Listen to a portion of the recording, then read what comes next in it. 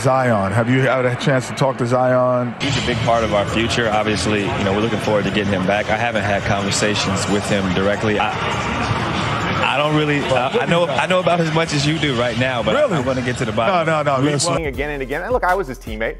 I can describe him as a detached teammate. That is an accurate statement. Send a text to a guy when he gets traded to your team. That is just normal behavior. That's the bar minimum that you have to do. Over the past few days, we have gotten alarming news about the state of the Pelicans' chemistry with Zion Williamson. And to put it shortly, it has not been good. The Pelicans season so far has been a roller coaster ride with its ups and downs, but mostly the downs, as the Pelicans are currently not even in a play-in spot in the Western Conference. Of course, they have been missing Zion for an injury that started off as a minor issue and has now led to him not play a single game so far this season with setbacks and surgeries. But some of the issues the Pelicans have had are with the front office, who have had some questionable moves in the offseason.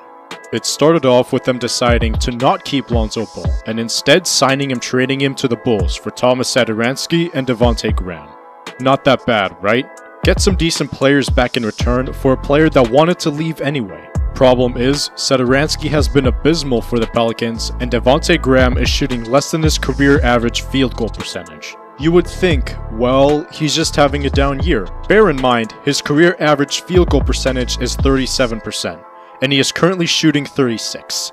That's rough if you ask me. And the problem is, these guys are on contracts that are locked up for the next few years. So unless the Pelicans can find suitors for them, that is cap space that can't be used to sign any lucrative free agents or retain your upcoming free agents. Another thing was the whole big man situation. You trade for Steven Adams but give a first round pick in return. Okay, prior to the season you extend him and then you understand that he may not be the best fit. What do? Trade him and picks just to get rid of him. What do you get in return? Jonas Valanciunas. What you then do? Extend him prior to the season just like you did with Steven Adams. It seems like New Orleans would learn from their mistakes of judging how a team looks before signing players to extensions, but I guess not. To be fair, Valanciunas has been one of, if not the only bright spot for the Pelicans season so far.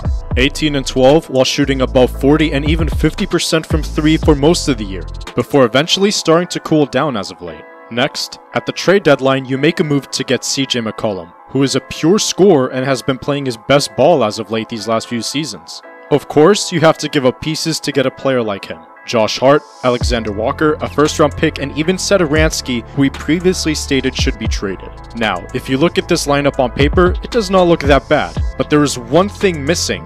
Oh yeah, it's Zion Williamson. Looking back at the video of CJ saying how he has not even talked to Zion, or JJ Redick saying he is a detached teammate. But who knows what Zion could be thinking about. The Pelicans front office has done what they can, both in good and bad ways, to put themselves in a situation to retain Zion whenever he becomes a free agent.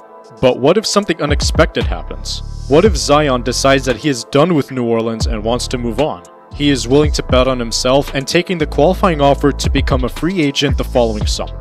Now this is something that happens pretty rarely, especially for players who, when healthy, look like one of the best players in the league. The thing is, we have seen similar things happen before. Some examples: Nerlens Noel turning down a 4-year $70 million offer from the Mavericks, thinking he is worth more. Okay, he bet on himself and took the qualifying offer.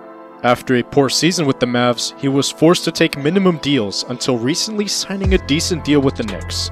But looking back, he probably wishes he took that deal from Dallas early on. But we have also had positive examples. Greg Monroe in 2014 took the qualifying offer from the Pistons instead of signing a 4-year $50 million deal. At the time, he seemed as a poor fit, but the talent was definitely there. After a strong season, he got offered a max contract of 3 years $50 million from the Bucks. Similarly, Jimmy Butler turned down the 4-year $40 million extension from the Bulls that Chicago offered in October of 2014. Butler decided to bet on himself, and that same year he had a breakout season, became an all-star, and signed a 5-year $95 million contract with the Bulls. These are some examples of taking the qualifying offer or turning down an extension actually benefiting the player long-term. We also have Victor Oladipo, who even though did not take a qualifying offer, rejected a 4-year $112 million deal from the Pacers, and after traded to the Rockets, rejected a 2-year $45 million deal. He saw himself as a max contract guy. Unfortunately, that's not how it turned out. A minimum contract on the Heat. Now, we know Oladipo has been riddled with injuries, but hasn't the same been the case for Zion? Why would any team be willing to spend a large portion of their cap on players that can't stay on the court? We often say the best ability is availability, and as of right now, Zion has only played 3 more games than Greg Oden did in the first 3 years in the league. That is genuinely concerning. To draw a conclusion, Zion and the Pelicans will have to see what the future holds. But knowing that Zion has the ability to force his way out of New Orleans, the team will have to find their winning ways and opportunities to please him. As recently stated, their team on paper looks like they could contend for a playoff spot and would definitely be fun to watch. But if that does not work out, this could possibly be the second first-round pick in 3 to 4 years' time who would have successfully forced his way out of New Orleans.